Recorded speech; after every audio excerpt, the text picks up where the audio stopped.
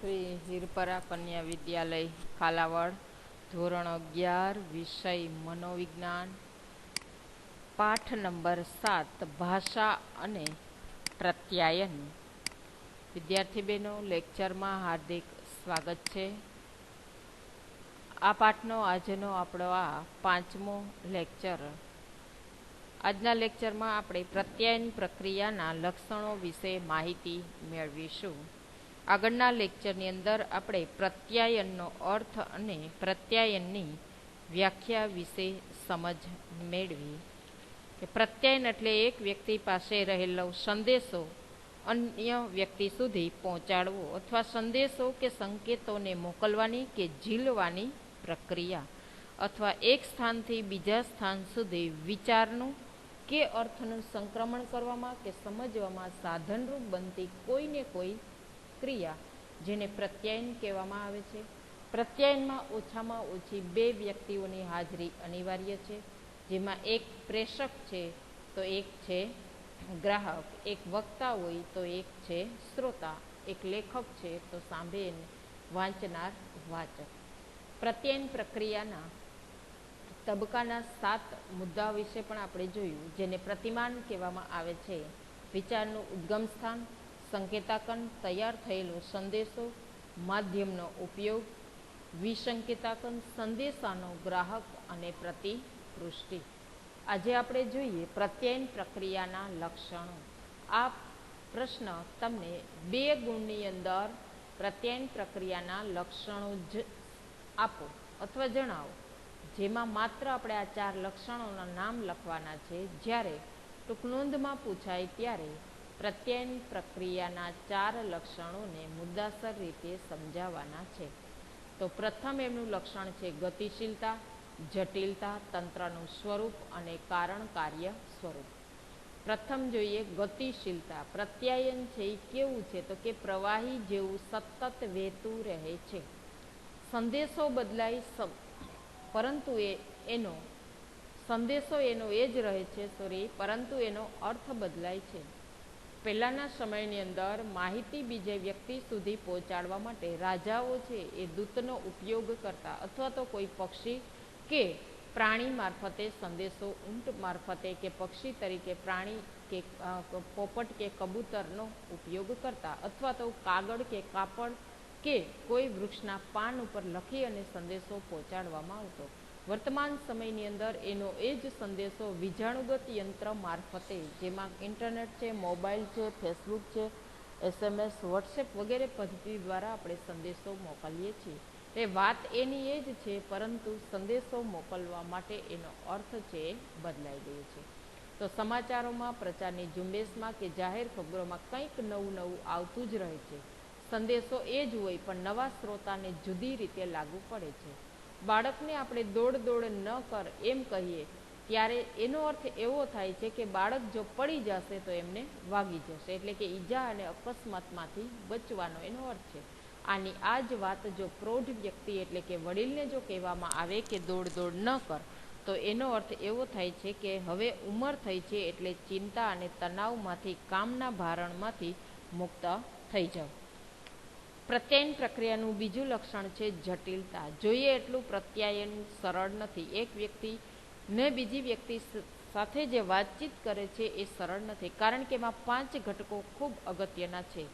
જે વ્યક્તિ વાત કરે છે તે સંદેશો મોકલનાર, વાત કઈ રીતે કરે છે તે મોકલવાની રીત, શેના સંદર્ભમાં વાત કરે છે એટલે એનો વિષય, કેવા સમયે, સ્થળે અને વાતાવરણમાં કરે છે તે, અને ઝીલનાર વ્યક્તિ.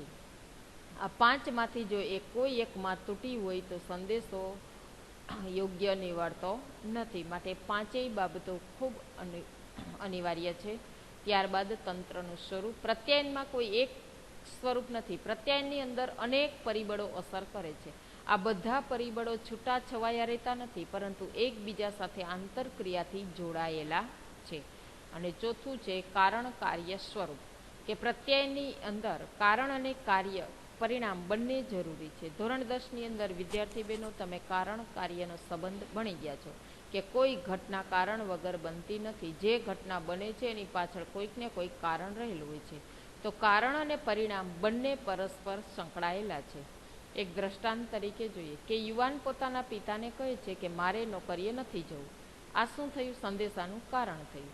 ઉપરીએ બધાની હાજરીમાં મારું અપમાન કર્યું. આ વાત જાણતા યુવાનના પિતા ઉપર એની અસર થાય છે. તેથી એના પિતા યુવાનને સમજાવે છે. જો યુવાન જે વાત રજૂ કરે છે એ કારણ છે, શેના સંદર્ભમાં એ નોકરીએ જવાની ના પાડે છે એ, અને એના પિતા ઉપર જે અસર થાય છે એ પરિણામ છે. કે એ માટે પરિણામને જોઈ અને એના પિતા એના યુવાનને સમજાવે છે કે શરૂઆતમાં તો બધાએ શું તો કે ઠપકો સાંભળવો જ પડે. ઉપરી અધિકારી જે છે, જે કર્મચારીઓ હોય છે એને ઉપરી અધિકારી કંઈક ભૂલ થતી હોય તો એમને ઠપકો આપે છે, પણ એમાંથી શું કરવાનું છે તો કે કંઈક શીખવા મળે. આમ પ્રત્યાયનની અંદર કારણ અને અસરનું ચક્ર ચાલતું રહે છે. તો આ થયા પ્રત્યાયન પ્રક્રિયાના લક્ષણો. એમાં ગતિશીલતા, જટિલતા, તંત્રનું સ્વરૂપ અને કારણ કાર્ય સ્વરૂપ.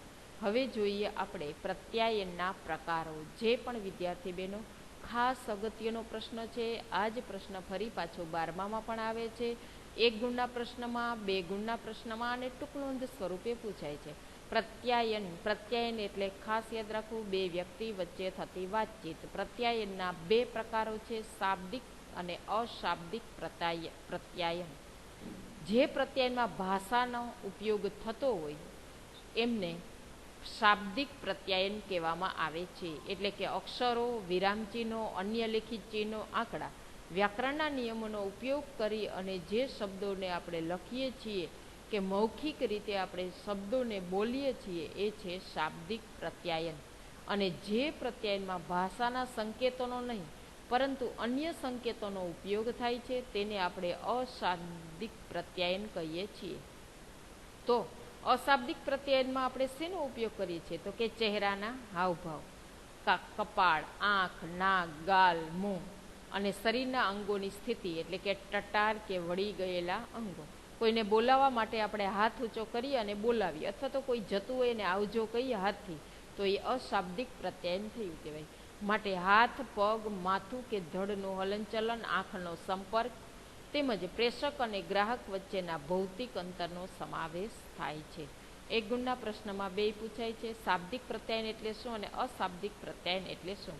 એટલું જ યાદ રાખવાનું છે કે જેમાં શબ્દોનો ઉપયોગ થતો હોય તે શાબ્દિક પ્રત્યાયન, અને જેમાં ભાષાના સંકેતોનો નહીં પરંતુ અન્ય સંકેતોનો, એટલે કે હાવભાવ અને ઈશારાઓનો ઉપયોગ થાય, કોઈ સંકેતોનો ઉપયોગ થાય તો એ છે અશાબ્દિક પ્રત્યાયન. શાબ્દિક પ્રત્યાયનમાં સંદેશાના શબ્દોની પસંદગી ઉપરાંત તેના ઉચ્ચારણની તીવ્રતા, કે લેખિત હોય તો ઉચ્ચારણની તીવ્રતા, એટલે કે બોલતા હો તો કેટલા આરોહવરો સાથે બોલો છો, કેવો તમારો સામાન્ય અવાજ છે, તીણો અવાજ છે, ગુસ્સાવાળો અવાજ છે કે હાસ્યવાળો અવાજ છે, નીચો અવાજ છે કે મંદ અવાજ છે, આ બધાની અસર થાય છે. એટલે કે ઉચ્ચારણની તીવ્રતા. લેખિત હોય તો અક્ષરોનું કદ, કેવું તમે મુદ્દો લખો છો એના અનુસંધાને એવા અક્ષરો હોવા જોઈએ. કોઈ પ્રશ્ન છે તો એનું હેડિંગ બાંધતા હો તો એના અક્ષર મોટા હોવા જોઈએ. એ કોઈ નિબંધ લખો છો તો નિબંધનું જે ટાઇટલ આપો છો તેના અક્ષરો મોટા હોવા જોઈએ. હવે જે નિબંધની અંદર તમે જે વિસ્તૃત વર્ણન કરો છો એનું કદ અક્ષરોનું મધ્યમ હોવું જોઈએ. તો અવાજના આરોહરો, વચ્ચે વચ્ચે વિરામ, થોભવું, નોનસ્ટોપ બોલવામાં ગાડી ચલાવી નહીં. સામાન્ય રીતે તીણા અવાજો મતભેદ, વિરોધ અને ગુસ્સો બતાવે છે. જે તમે કોઈ સાથે ચીડાઈને જે વાત કરો છો, એ જે અવાજ તમે શબ્દો રજૂ કરો છો એની અંદર મતભેદ, વિરોધ, ગુસ્સો કે કોઈ વિશેની ફરિયાદ રજૂ થાય છે. જો કોઈ બોલાવે અને તમે નીચો મંદ અવાજે બોલો તો એનાથી વિચારની સમાનતા કે તમને એમની વાતમાં રસ છે, તમે એ જે સંદેશો આપે છે એને સમજો છો, સમજણ અને એનાથી તમને સંતોષ છે, એ બાબત ઉપર ભાર મૂકે છે. તો આ બધી બાબતો કે ઉચ્ચારેલા શબ્દોને જુદા જ અર્થ આપી શકાય છે. માટે કુશળ અભિનેતા માત્ર યોગ્ય શૈલીથી સંવાદ બોલીને જ શ્રોતાઓ સમક્ષ પાત્રના વિચાર, લાગણી છે એ રજૂ કરે છે. એટલે કે કોઈ પિક્ચરની અંદર કોઈ હીરો કે હિરોઈન જ્યારે પોતે પોતાનો કોઈ વાત રજૂ કરે છે સંવાદ, ત્યારે યોગ્ય શૈલી પસંદ કરે છે. કેવી કે જેથી કરીને જોનાર વ્યક્તિને ગમે, એમાં રસ પડે, સમજી શકે એવા જ વિચારો અને ભાવો સાથે પોતે રજૂઆત કરે છે સંવાદની. અશાબ્દિક પ્રત્યયનું મહત્વ અંગ્રેજી કહેવતમાં વ્યક્ત થયું છે કે ક્રિયાઓ છે. અંગ્રેજી કહેવતમાં શું કહે છે કે ક્રિયાઓ શબ્દ કરતાં પણ બુલંદ રીતે બોલે છે. એટલે કે તમે બોલીને સંદેશો નથી આપતા, પણ કોઈ હાવભાવ દ્વારા આપો છો તો એની અસર બોલવા કરતાં પણ વધારે થાય છે. તો અશાબ્દિક સંકેતોને શાબ્દિક સંકેતોથી સ્વતંત્ર રીતે વાપરી શકાય અથવા શાબ્દિકની સાથે સાથે પણ એમને વાપરી શકાય. એટલે કે બંનેને સાથે પણ રજૂ કરાય, બોલતા પણ જાઓ અને તમારા હાવભાવ અને ઈશારા દ્વારા કોઈને તમારી વાત સમજાવતા પણ જાઓ. પણ સાથે સાથે વાપરતી વખતે શાબ્દિક અને બિનશાબ્દિક સંકેતોમાં શું હોવું જોઈએ? સુસંગતતા હોવી જોઈએ. કહેતા પણ કંઈક હો સંદેશો અને તમે હાવભાવ પણ જુદા કરતા હો તો એની અસર થશે નહીં. બંને સુસંગત હોવા જોઈએ, નહીતર પ્રત્યાયન અસ્પષ્ટ અને ગૂંચવાડાભર્યું બની જશે. તમને મળીને બહુ આનંદ થયો એવું જ્યારે તમારે કોઈને કહેવું હોય અને એ સમય દરમિયાન તમે ચહેરા ઉપર તિરસ્કાર ભરેલો કે તમને એની સાથે વાત કરવી નથી ગમતો, એટલે કે તમારો કરડો ચહેરો બતાવશો, ક્રોધિત ચહેરો, અને આમ તમે એવું બતાવવા માગશો કે તમને મળીને બહુ આનંદ થયો, તમારા નાક છે એ ચડી જતું હોય, આંખના ભવા ઉપર ચડી જતા હોય અને તમે કોઈને રજૂઆત એ રીતે કરો તો આનાથી તમારી છાપ છે એ સામેવાળી વ્યક્તિ ઉપર સારી પડશે નહીં. એ સમજી જશે કે માત્ર ખાલી તમને ગમે એટલા માટે કહે છે, વાસ્તવિક રીતે તમે એને મળ્યા એમાં એમને રસ છે નહીં. તો કેટલાક ચાળાઓ અને ચેષ્ટાઓ દર્શાવે છે. ખાસ વિદ્યાર્થી બહેનો, જો અત્યારે કિશોર અવસ્થાની અંદર આ ઉંમર છે, ચાળાઓ, ચેન ચાળા જેને કહીએ તે, અને ચેષ્ટાઓ એટલે તમારા શરીરના હાવભાવ, એ જો એવા રાખશો, આંખ ઉપર એવા ભાવ બતાવશો, ચહેરા ઉપર મરક મરક હાસ્ય રાખશો તો સામેવાળી વ્યક્તિ સમજી જશે કે એમને તમારામાં રસ છે. એના પ્રત્યે તમે પ્રેમ, ઉષ્મા, હૂંફ બતાવો છો.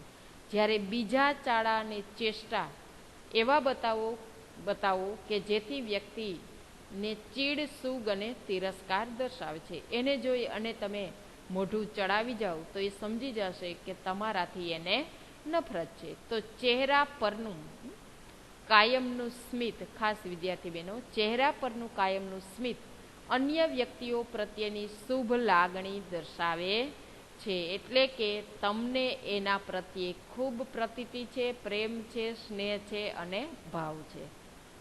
જ્યારે કરડો, ધુઆ ફુઆ થતો ચહેરો શું બતાવે છે?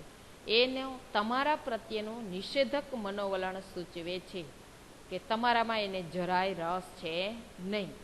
ખાસ સામી વ્યક્તિ સાથે આંખનો સંપર્ક જો લાંબા સમય સુધી જાળવી રાખવાથી, ખાસ વિદ્યાર્થી બહેનો, સામી વ્યક્તિ સાથે કોઈ વ્યક્તિ સામી ઊભી છે, વારંવાર એની સામું તમે જોયા જ કરો છો, આંખ સાથે આંખ તમે મિલાવો છો અને આંખ પટપટાવ્યા વગર લાંબા સમય સુધી જો આંખનો સંપર્ક જાળવી રાખશો તો એ વ્યક્તિ સમજી જશે કે એમને તમારામાં રસ છે અને તમે મૈત્રી સૂચવો છો, એટલે કે તમે એની સાથે મિત્રતા બાંધવા ઈચ્છો છો. તો છત તરફ કે બારીની બહાર જોવાથી સામી વ્યક્તિ તરત જ સમજી જાય છે કે વ્યક્તિને માં તમને શું નિરસતા અને ઉપેક્ષા, તમે સામી વ્યક્તિ સામે જોવો છો અને એ છતની ઉપર જોવા માંડે કે બારીની બહાર જોવે તો સમજી જવાનું કે તમારા પ્રત્યેને નિષેધક મનોવલણ છે, એટલે લાંબી વાત આપણે ચલાવવાની નહીં. એ જ રીતે અન્ય વ્યક્તિની નજીક જ જતા જાઓ, સામાન્ય રીતે એના પ્રત્યેનું એ શું બતાવે છે? વિધાયક મનોવલણ બતાવે છે. ખાસ વિદ્યાર્થી બહેનો, બીજી વ્યક્તિને જોઈ અને એની સાથે કેવું પ્રત્યાયન કરવું એ આ બધા ભાવો બતાવે છે.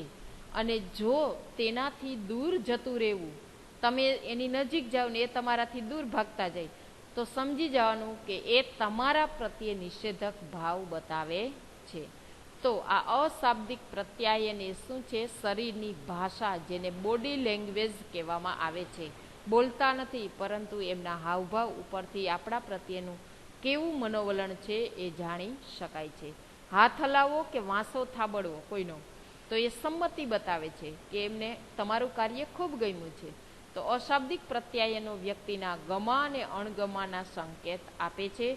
માટે આ વ્યક્તિ સાથે પ્રત્યાયન કરી શકાશે કે આ વ્યક્તિ સાથે પ્રત્યાયન નહીં કરી શકાય તે અશાબ્દિક પ્રત્યાયન ઉપરથી આપણને ખ્યાલ આવે છે. હવે એ શેના દ્વારા ખ્યાલ આવશે? તો કે અશાબ્દિક પ્રત્યાયન જ્ઞાનેન્દ્રિયોના ઉદ્દીપનમાં વધારો કરે છે. ઉપરાંત બે વ્યક્તિ વચ્ચેના કેટલા ગાઢ સંબંધો છે તે આપણને અશાબ્દિક પ્રત્યાયન ઉપરથી જાણી શકાય છે. તો વિદ્યાર્થી બહેનો, આજે આપણે પ્રત્યાયનના પ્રકારો અને પ્રત્યાયનના લક્ષણો વિશે સમજ મેળવી. આવતા લેક્ચરની અંદર પ્રત્યાયનમાં શું ખામી આવે છે, અવરોધો જેમને કહેવામાં આવે છે, તેના વિશે માહિતી મેળવીશું. અસ્તુ.